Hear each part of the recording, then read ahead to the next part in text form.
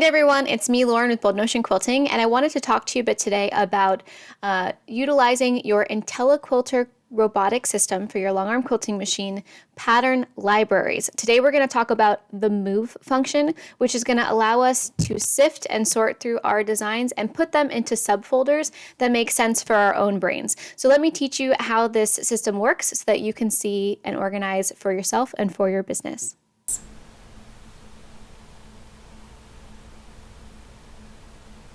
Now that you've downloaded those patterns onto your IQ, you can see them in your download folder. It's good to keep that download folder as clear as possible so that only the new stuff that's in there goes in there and it doesn't get duplicated or copied, all right? So let's go ahead and clear through that download folder. Don't worry, I'm not going to make you watch me do every single one, but I'll show you how you're going to move them. So we went into Utilities, okay, Library Maintenance, Pattern Library. We're going to move stuff around, all right? And so I'm going to click on one of these patterns in my download, okay? It goes to the last folder that you had open, and I'm going to click on a Dina block. And I can click on multiple blocks in the same screen if I want to, okay? So I clicked on all of the ones that are from similar designers, and I'm going to move them. It says, would you like to leave copies of these patterns in this catalog? I do not want to leave copies. I want to move them indefinitely.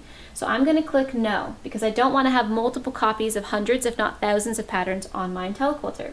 I'm going to then take them and I'm going to move them into the pattern that they go with. So I'm going to put them into the My Creative Stitches folder. I'm sorry, we're going to move them to the folder.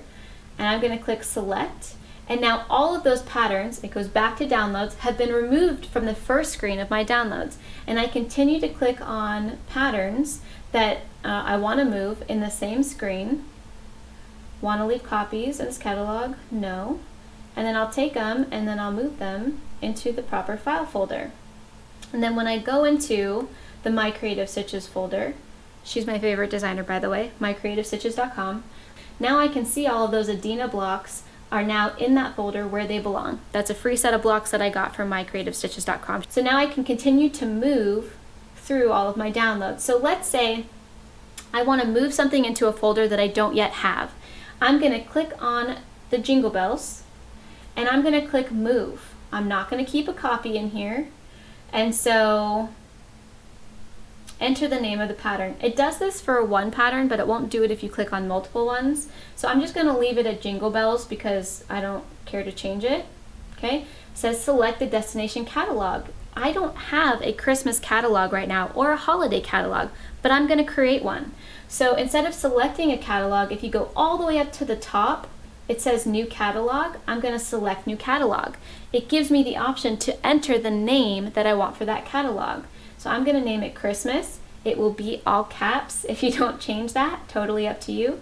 So C8, or I'm going to do, let's do holiday.